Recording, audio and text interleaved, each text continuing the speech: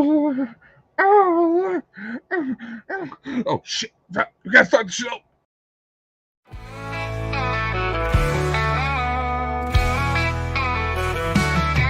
Turn the dial to a starry night. Intergalactic light so bright. Dakota show so out of sight. Blast off now, take flight.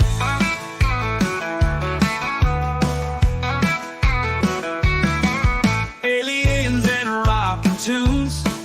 Country beats under the moons. Space dust in my boots all new. Gigolo's hosting soon. Welcome to the galaxy. Radio waves so wild and free. Tune and feel the energy. With Dakota ride the beat. When it's into every song. Guess who's back? Back again. Hey, hey, yeah. Oh, this feels good. This feels right. Dakota Franson, Intergalactic Gigolo. We are back online, baby. Oh, this feels good. This feels right. This feels like it should have happened. It should have been like this all along.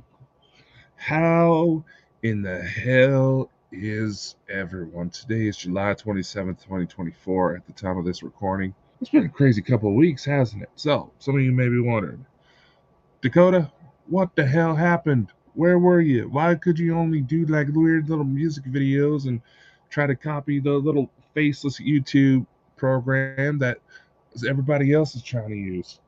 Well, here's the sitch, right? On the last episode of Intergalactic Gigolo, I was able to fully release to my intended properties. I revealed potential information that connected me to the Nazi UFO conspiracy.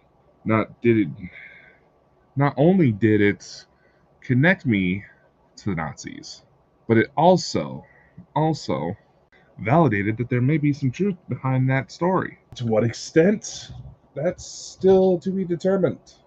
But on the follow-up Franson Files episode, I went on further to explain how I'd been sitting on some information until I knew where it all fit in. Had a bit of a correlation thanks to the lovely Elena Denon that helped fit the pieces all together. And I also showed photos of my alien alter ego, for lack of a better word, standing right behind Adolf Hitler on 2 separate occasions, as part of his security detail nonetheless. And shortly after this information came forward, I had a couple of things happen. Some of you may have seen the community posts about a fan of the show, Arlen, who had recently passed away. Arlen was actually a family friend of mine. He and my grandmother got together after my grandfather passed away, and he had been having issues since 2020 relating to a bunch of cardiac issues. And during one of his recent hospital visits, it was discovered that he actually had leukemia. And at the lovely hospital down here in Twin Falls, Idaho, fucked up. They not only didn't catch it, but they completely did not document why he was in the hospital. It was not in his file. He had a stroke, and they did not put it into his file. So they had started to get him on radiation, and one day, as I was getting ready for work at my civilian job, I get a frantic phone call from my mother saying that while she was just like 5 minutes out away from her job, she was notified that the ambulance was being sent to my grandmother's, and because Arlen was having issues, and my grandmother, who is also a heart attack victim, started to have some severe chest heart palpitations, which understandable given the circumstances. So my mother was the one who made the frantic drive to try to help out everybody there. I went about my day, went to work, Then, literally 5 minutes into me getting into work, I'm barely getting myself ready, getting my stuff together, getting ready to start what I need to do. Literally 5 minutes into work, I get another phone call from my mother. Maybe an hour and a half passed in that time frame. My mother is doing all she could to keep from crying on the phone to tell me that Arlen was gone. Exact cause of death, complications due to treatments for heart attacks and other cardiac issues on top of leukemia. There wasn't a funeral. Arlen didn't want to have a big fuss over things just because of family drama. My grandmother was okay. Hard-headed woman she is, she refused treatment from the ambulance, which, knowing the type of woman my grandmother was, had she not done that, I would have probably been a lot more worried. Like I said, as a hard-headed woman. So, I was trying to take a pause for the cause to deal with that. Then, my computer started to go through Windows updates, no big deal. The update didn't look like it was settled right, so I tried to reset my computer, and that only caused further issues. So, that computer, I'm fairly certain, will probably need someone who's a lot more technical savvy than me to bring back to life. So, in order to still do the shows that we had scheduled, thankfully a relative was kind enough to let me borrow their laptop so I couldn't keep going. And luckily, I was able to find myself a cheap laptop that had pretty close to the same specs as my other computer did. But my dumbass didn't check to see if the guy selling it was also giving me a charger. Don't yell at me. That's my cat Octavia trying to yell at me to go to bed. It's like 1:30 in the morning right now as we're recording this. So that's what happened. Literally, as I said, a combination of a death in the family on top of computer issues, which seems like the better question is who didn't have issues with the major Windows technical outage, because once again, Windows rushed an update and pretty much made it to where, and the companies all involved in that software made it to where they recognize themselves as the fucking virus. This is the official explanation.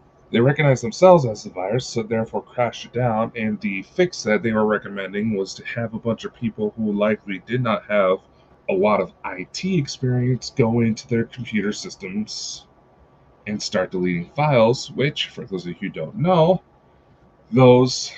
if you go to delete the wrong files, you can actually make it to where your computer is not usable, especially with that. So, whether or not that outage is a contributing factor, I don't know, probably is, but let's not linger on the past.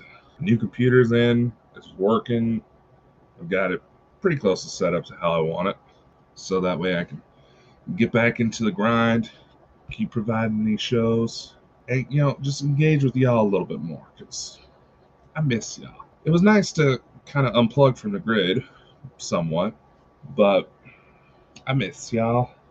I miss this. I miss creating, making stuff happen, building this company.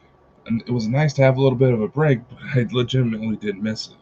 But yeah, don't worry, I was not completely unplugged from society. I've been watching what's all been going on, and holy shit. Europe's got issues with migrants, we got toxic riots, the Trump assassination. Dear Lord. I was not planning on doing this third episode for Intergalactic Gigolo on a failed assassination attempt.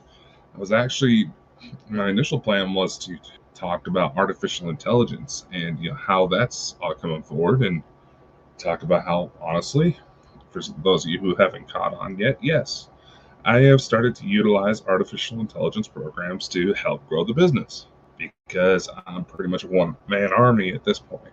So making good with the robots seems like a good idea. But let's paddle back a little bit. I know there's already a shit ton of conspiracies, and with this whole sequence of events that's unfolding before our very eyes, we're clearly watching a major, major conspiracy start to play out in front of us. Oh, Dakota, be careful what you say. You might cause another computer outage. It is what it is. So, let's backtrack a little bit. The dates are going to be a little bit off on my end, and please let me know what you all think, and if I say something wrong in the comments, please do let me know. But, alright, first off, let's just say this. Anybody who's actually paying attention, who maybe has a basic level of understanding when it comes to illness, cognitive disorders, basic medical understanding, right? Stuff that basically anybody can tell that something is truly off with the current president of the United States, Joe Biden.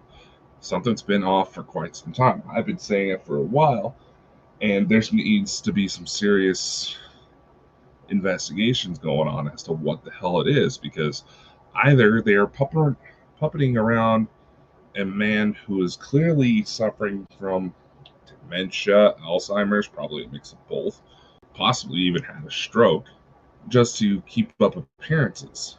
That that if that is the case, it's seriously bold. But let's put that aside to fact right now, because let's also face it. When Biden has moments of clarity, it seems, he's starting to talk about information that he probably shouldn't have, and people are catching on. And being that people are aware that something has been seriously fucked up, COVID pretty much revealed to even some of the most skeptically, even some of the most sheep-minded people have realized that the way COVID, the pandemic, was handled, that something wasn't right. I still see people that occasionally wear around a mask, but and that's their choice. That's their choice. Personally, unless I'm working in with something that's going to be particularly dusty or moldy, or it is summertime. If a fire is nearby, shockingly, that hasn't been too bad around here lately, but I digress. Something, let's go back to what I was saying. Something was clearly off about Biden for a while, right? So here's where it gets to be interesting. Supreme Court rules that the president could essentially be pardoned for any crimes they may have committed while in office. Essentially, like how British royalty could be pardoned of any crimes they may be investigated of. There's been several potential child trafficking incidents that was shut down by Queen Elizabeth herself. Okay? Okay. During a speech 5 days before Trump's assassination attempt, Biden says it's time to put Trump in the bullseye. Now, could he have just meant that a lot more focus needs to be put on this man? Maybe. But that's not exactly something settling to say when a few days later, not even a week later, somebody tries to take out Donald Trump. All right, let's talk about this. Thomas Crooks, 20-year-old, clearly has some sort of issues, is stated to have gotten onto the roof of a nearby building that had a direct line of sight to the president. Police were inside that building. Secret Service acknowledged that he was a suspicious person for up to 3 hours before the incident. There's reports coming out that they've seen him stalking the area, basically scouting that very rooftop with a rangefinder, and did nothing. Director of Secret Service has even been busted, having said to the snipers that they should not take the shot until he starts firing. And it is pretty obvious that Thomas Crooks opened fire. I honestly could tell from the sounds in the video. There was a relatively lower caliber rounds that were being done, likely a 22. It's an AR-15. There's more than one type of barrel that can go into an AR-15. Yes! Shocker, shocker. Dakota knows about his guns. But nevertheless, it was a low caliber bullet. It could still do some serious damage, but it would not necessarily be something that would be out of reach. there were some people that were messaging me when it happened that were asking, first off, is this legit? They thought, okay, they knew that I like to play around with AI programs just to see what their capabilities were. I was like, is this AI generated? Did somebody falsify this? And I'm just like, no, it's real. Trump's been hit. Now, granted, the explanation from the official reports that are coming out from where Thomas Crooks was shooting, that would have been that last minute term Trump did. That would have saved his life. That is what saved his life. Now, granted, it's not entirely impossible that were he to get hit in the head, that he could have been saved, without a doubt, just with how the human brain works. But that would require a little bit more knowledge about, the bullet itself, wind trajectory, whether or not Trump is one of those individuals who has a physical genetic mutation that causes their bones to have a higher bone density, and which doesn't necessarily affect their quality of life, just makes it to where they can't necessarily go swimming, because the density in their bones makes it to where they can't physically float.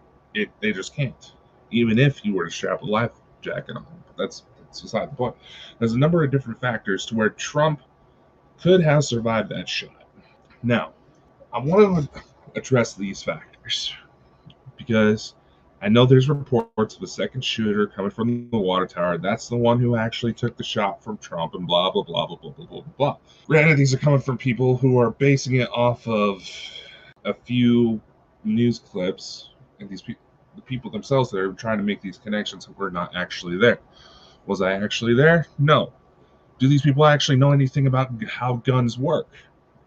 Not from my observations. But let's start here. If you're going to be taking a shot, even under the most ideal conditions, depending on the sight you're using, if you don't know how to calibrate your sights, you can easily throw yourself off kilter. Just even the slightest millimeter. This is where the phrase, you miss by an inch, you miss by a mile. The slightest millimeter can affect whether or not you actually hit your target. But now let's say, you got the gun properly calibrated, the sights are properly centered. When a bullet travels, once it's fired, typically as it spirals through the air, it tends to move upward a little bit, then come down. So you have to factor in the distance of the shot, how gravity would affect the shot, and how far the rounds would actually go. There's a lot of different factors that play into this. If someone overstuffs powder into the bullet, that bullet will essentially blow while inside the gun and just kill the shooter right there. Now, he used a rangefinder. He had a pretty good idea of where he needed to hit. You have to take into account wind direction, placement of your finger on the trigger, and your own breathing, your own heart rate. No one who goes to take a shot at a human life, regardless of the situation, expert marksmen they know they have to control their breathing, they have to control their heart rate, because even the slightest moves can throw off your shot. When it comes to finger placement, if you have the trigger resting too far on your tip, you can actually cause the gun slightly pull it to the left when you go to take a shot. Whereas you put it too close, or if you put it too close to the bend in your first knuckle of your trigger finger, that'll pull it to the right, or vice versa, depending on how you're actually holding the weapon. First of all, there's a lot of different factors. Clearly, Thomas Crooks was a loner. Seemed to be fairly intelligent, but a loner, and let himself get his emotions. Let his emotions get the better of him. Regardless of whether or not he was influenced by someone to try to take that shot, be utilized as a fall guy, which would be the standard MO, or he made that call on his own. The fact that the first shot did not immediately take Trump down, that would have aggravated him. So therefore, he's going to start firing off more rounds. And based on the trajectory of all those rounds, nothing that actually caused damage came from that water tower. And why would they just want to clip his ear? For all these people, they're saying, "Oh, it was it was the shooter on the water tower that got his ear." Nuh-uh, no. If they were looking to inhibit Trump's campaign, they do not make moves like this unless they are seriously threatened by an individual. Look at JFK. Look at Martin Luther King. I need to get a hold of that Dr. Pepper that represented the Martin Luther King Jr.'s family in the civil lawsuit. I would love to have a chat with him, especially with everything that's going on. But this is the standard MO. They will take out anybody who is a direct threat to their operation. There was a message I put out basically reiterating, believe none of what you hear and only half of what you see. Even the enemy is a fan of illusionists. Okay? But the thing is, it's pretty obvious that the true enemies out there, they're not caring enough about their operations to hide. They're not even trying to hide anymore. And this is where it gets dangerous. Because they're not trying to hide. They feel threatened. They know what's coming for them. Which means they're going to get angry. They're going to be upset. They're saying, you're probably saying, well, Dakota, that's good. That's where they deserve to be for everything they've done. Maybe that's the case. But they're going to essentially turn into an animal that's being backed into a corner. They're going to get reckless. They're going to get stupid. And unfortunately, when it comes to a lot of these certain types of cases, that's the only time these individuals can ever be caught, is when they fuck up. That is the truth, ladies and gentlemen. Was there a second shooter on that water tower? Based on eyewitness reports, it looks like somebody was up there. It is suspicious beyond belief that the assistant director of the FBI was also standing right behind Trump filming the entire thing. Now, granted, given her occupational hazards, it would not be surprising that if someone were to open fire, she would be able to maintain a calm demeanor. But she was motivated to catch that bullet hitting him. There was something there. Something truly messed up is going on. And several sources have even predicted that Donald Trump was going to be a target for something real nasty very soon. And he will continue to be a target. I mean, hell, who hasn't figured that ever since a Kennedy was being put in the running for U.S. president, that there wasn't going to be some sort of assassination attempt? It sounds morbid when I say it, but let's face the facts. The veil is thinning, ladies and gentlemen. And when it comes to these types of situations, it is incredibly important that you wait until the facts are gathered before you make a solid judgment. Too many people are running around in circles. Too much chaos is in the moment. You have to come at these things with a clear head. Otherwise, you are only contributing to the problem. And you may be thinking, well, Dakota, I'm a nobody. I'm not involved in any of this. Yeah, you are. Whether or not you directly intend on doing so, whether or not the person who happens to hear you or see your posts on social media, every single interaction, every single action, every single interaction, every single stimulus that we go through about our days influences what we do. Every single stimuli that we choose to indulge, every single TV show we listen to, every single song we may listen to, every movie we go to catch, any part of it, every person we go to interact with, every individual we choose to sleep with, every part of human existence changes how our brain works. It literally affects the wiring every single moment. As I am recording this, the wires are changing in my brain. As you are listening to this recording, the wires are changing in your brain.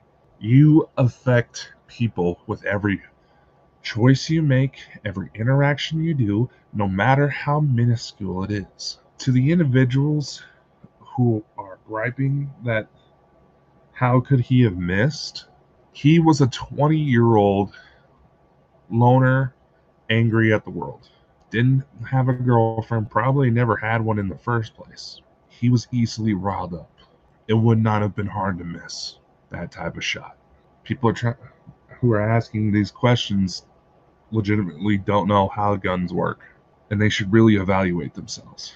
For a party that tries to promote civil liberties, equal treatment amongst marginalized groups, the Democratic Party has a lot of back history of being some of the most racial, prejudiced motherfuckers out there.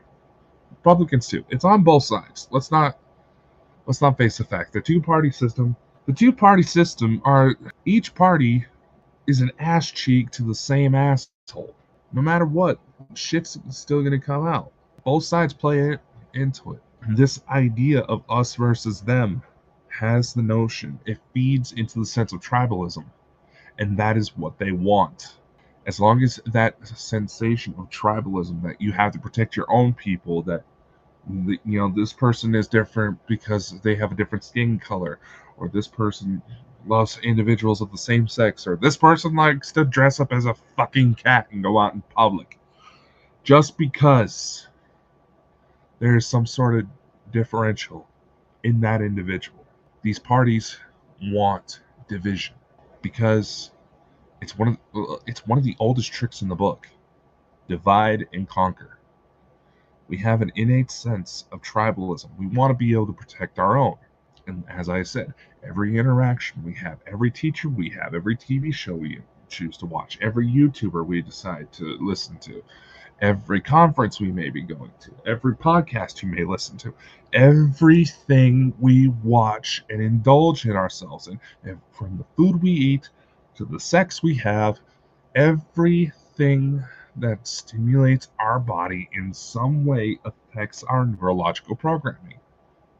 Those who are intelligent enough to monitor how these changes move forward have learned exactly how to manipulate it to such a degree that there's entire textbooks on how to screw with someone permanently. I have a couple of those books myself. And what do I mean back to when I said that even the enemy likes illusionists?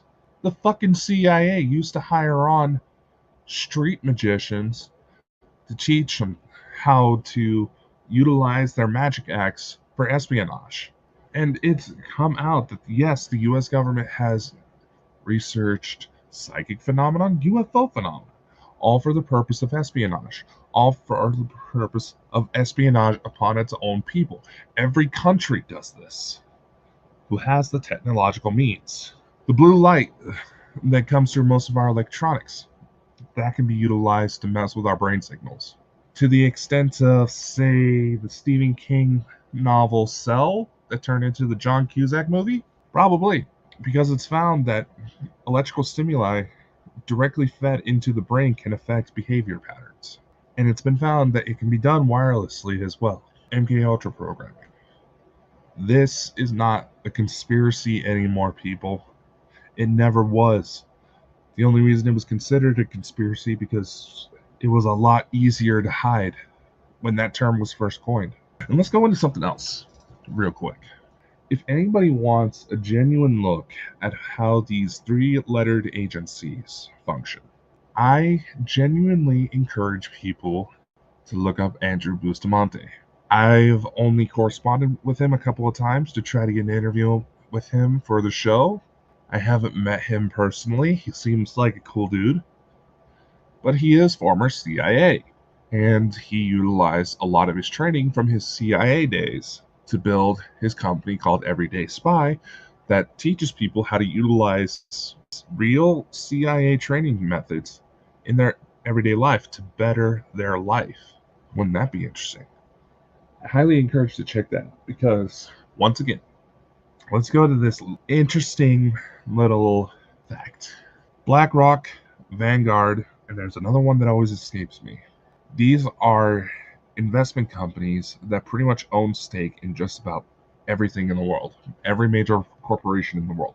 They own property, they own shares of all these different companies. They also own several shares, own a lot of real estate.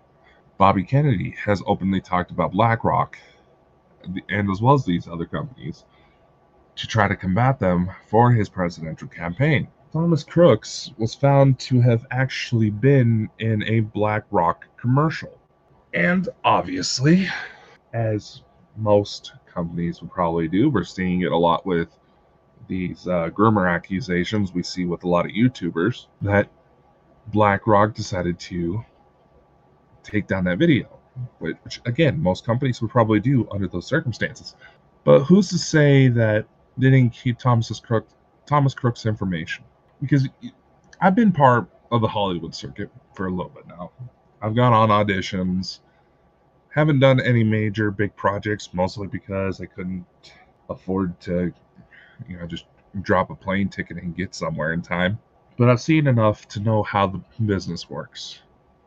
If someone of interest catches attention of, say, a casting producer or television networks or anything like that, even if you just audition, if your contact info is kept with that company, these companies will keep your information. They'll keep it as long as you don't end up on any blacklists. So, being that BlackRock has actually hired mercenaries to harass people, literally the mercenary group known as Pinkertons, the basis for the antagonists of the Red Dead Redemption video games.